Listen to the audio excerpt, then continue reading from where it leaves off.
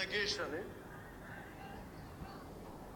2021 జనవరి 27న అనుమానాస్పద రీతిలో చనిపోయాడు. ఒక ఇంజనీరింగ్ విద్యార్థి చనిపోయి సంవత్సరం అవుతున్న ఈ రోజుకి పోస్ట్ మార్టం రిపోర్ట్ ఇవ్వాల. రాజీ బేరం కోసం అధికార పార్టీ నేతలు ప్రజాప్రతినిధులు తిరిగి ఏం మాట్లాడుతానంటే ఆవిడ తల్లి ఒప్పుకోలేదు. 7 లక్షలు కాదే, నా బిడ్డ ఎందుకు చనిపోయాడు చెప్పండి, ఆ దోషులు శిక్ష పడలే చేయనంటే ఈ రోజుకి ఆ దోషికి ఎవడు చంపాడు శిక్ష పడలా. పోస్ట్ మార్టం రిపోర్ట్ ఇవ్వాలి. ఇన్ని సంవత్సరాలు అయినా వాళ్ళ ఊరు నువ్వులు రేవు. ఆ తల్లికి నేను మాటిస్తున్నాను, ఈ రోజున ఆ దోషులకి శిక్ష పడేలా మేము చేస్తాం. ప్రభుత్వాన్ని తీసుకురండి, ప్రభుత్వాన్ని తీసుకురండి, దోషులకు శిక్ష పడేటట్టు చేస్తా. ఆ మంత్రి వైసీపీ మంత్రి అన్నాడంటే నాకు ఆవిడ చెప్తా ఉంది, ఆయన బిడ్డ చనిపోయాడంటే ఏంటమ్మా రోజు వస్తావు, నేను బాకీ ఉన్నాను మీకు. నేను పెట్టగారా బిడ్డ చనిపోయి ఏడుస్తా, బాగుంది పెట్టగారా ఓ 3 బస్తాలు బియ్యం ఇస్తాను పట్టుకులు, అదే కాంప్రమైజ్. బిడ్డ చనిపోయిన దానికి న్యాయం అడిగితే వాళ్ళు అడిగింది ఏంటంటే, వాళ్ళు చెప్పింది ఏంటంటే వెట్టకారంగా ఓ 3 బస్తాలు బియ్యం ఇస్తాను పో. ఇది కడుపు మండే విషయం కదా.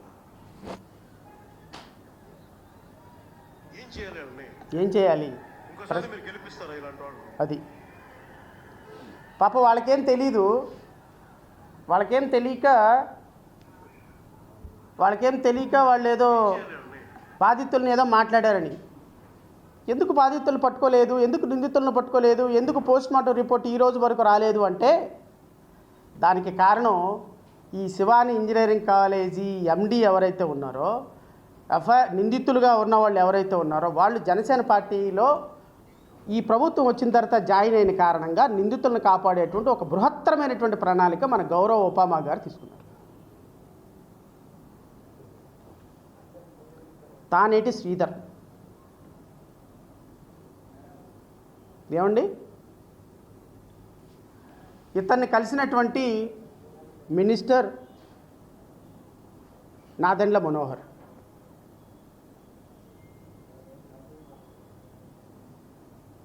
ఇంకా దోషులు ఎందుకు దొరుకుతారండి? దోషులు ఏ రూపాయన దొరుకుతారు?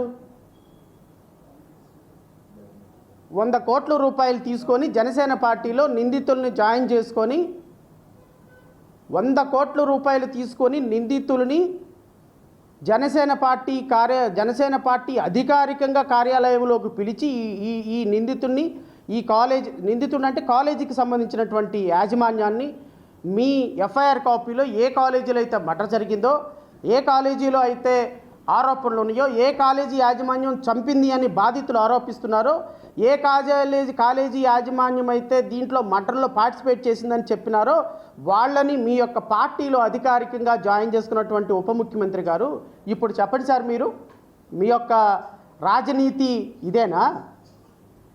ఇప్పుడు చెప్పండి, నిందితుల్ని పట్టుకోవటానికి పోలీసులు ఎందుకు వెనకాడుతున్నారు? పోస్ట్ మార్టం రిపోర్ట్ ఇవ్వడానికి ఎందుకు నిందితులు వెనకాడుతున్నారు? ఎందుకు ఆడుతున్నారు అంటే వీళ్ళు అధికారికంగా మీ పార్టీలో చేరి 100 కోట్ల రూపాయలు మీకు ఫండ్ ఇచ్చిన కారణంగా మీరు ఈ పార్టీకి సంబంధించి ఈ కేసుకు సంబంధించి ఎటువంటి ఆదేశాలు ఎటువంటి ఇన్వెస్టిగేషన్ చేపట్టొద్దు అని ఆదేశాలు మౌలికంగా మీరు జారీ చేశారు అనేది ప్రాథమికమైనటువంటి సమాచారం.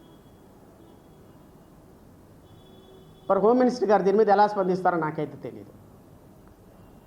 ఎందుకంటే ప్రతి వీడియోలో హోమ్ మినిస్టర్ గారిని ఏదో మాట అంటున్నాను, దానికేమో మీ ఇష్టం వచ్చినట్టు తమ్మునేల్చి పెట్టేసి ఆ హోమ్ మినిస్టర్ గారిని నేనేదో అబ్యూజివ్ లాంగ్వేజ్ వాడుతున్నట్టుగా ప్రమోట్ చేస్తున్నాడు. నేను మిమ్మల్ని హోమ్ మినిస్టర్ గారిని కూడా కోరుతున్నాను, అమ్మా నేను మాట్లాడేది కేవలం వ్యవస్థ పట్ల, మీరు హోమ్ మినిస్టర్గా ఉన్నారనే దాని పట్ల తప్ప వ్యక్తిగతంగా నేను మాట్లాడటంలా.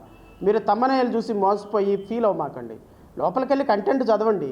షడా శ్రవణ్ కుమార్ అనేటువంటి వ్యక్తి జై భీమరావు భారత్ పార్టీ అధ్యక్షుడు మిమ్మల్ని వ్యక్తిగతంగా ఏమైనా మాట్లాడితే మీరు కేసు కడతారో లేకపోతే లీగల్గా యాక్షన్ తీసుకుంటారో తీసుకోండి, ఐ డోంట్ మైండ్.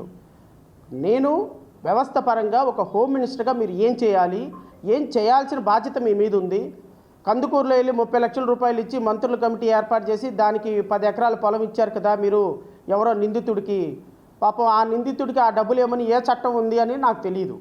ఎస్సీ ఎస్టీలకి అయితే చట్టం ఉంది, మరి చనిపోయినటువంటి వ్యక్తులు వేరే వాళ్ళు అయితే మరి ఎక్కడ ఏ చట్టం ప్రకారం ఇచ్చారో నాకైతే తెలియదు. ఒకవేళ క్యాబినెట్ రిజల్యూషన్ పాస్ చేసి క్యాబినెట్ ద్వారా ఏమైనా జీవో ఇచ్చి ఉంటే ఇవ్వచ్చు నాకు తెలియదు.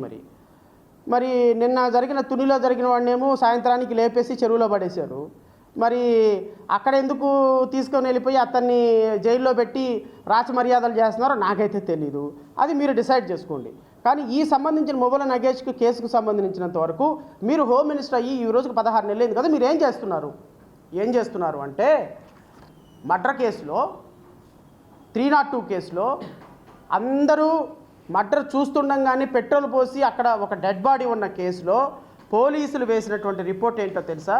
పోలీసులు వేసినటువంటి రిపోర్టు ఎప్పుడు వేశారు? అది గౌరవనీయులైనటువంటి ఉప ముఖ్యమంత్రి గారు ఏ రోజైతే ఈ రాష్ట్రంలోకి అధికారంలోకి వచ్చారో, ఏ రోజైతే ముఖ్యమంత్రి చంద్రబాబు నాయుడు గారు అధికారంలోకి వచ్చారో ఈ గవర్నమెంట్, నేను ఇంకొక వీడియో కూడా చూపించాలి మీకు. ఈ వీడియో చూపించిన తర్వాత నేను దాంట్లోకి వస్తా.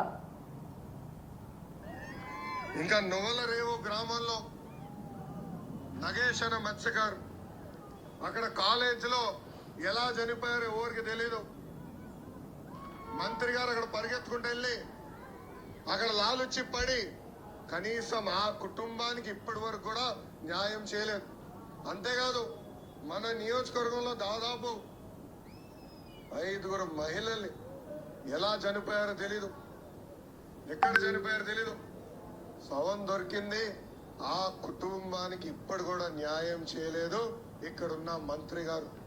ఆ కుటుంబాలు నేను హామీ ఇస్తున్నా, 2 నెలల్లో మన ప్రభుత్వం వస్తుంది, మొదటి 100 రోజుల్లో మీకు న్యాయం చేసే బాధ్యత వ్యక్తిగతంగా నేను తీసుకుంటాను. ఇది గౌరవనీయులైనటువంటి మంత్రి గారు ఇచ్చినటువంటి మాట. 100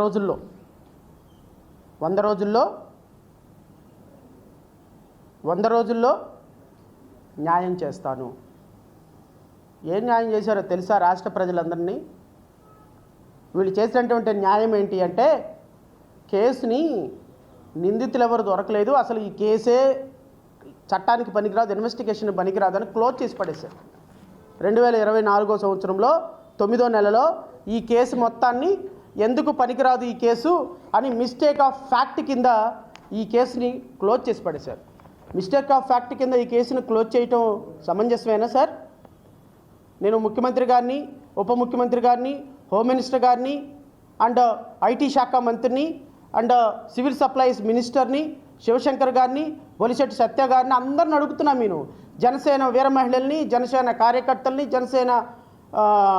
జన సైనికుల్ని వీళ్ళందరిని అడుగుతున్నా. పేర్లు మాత్రం భలే ఉంటాయి, మీ వీర మహిళలు, జన సైనికులు అని. మరి పేరుకు తగ్గట్టు యాక్షన్ కూడా ఉండాలి కదా.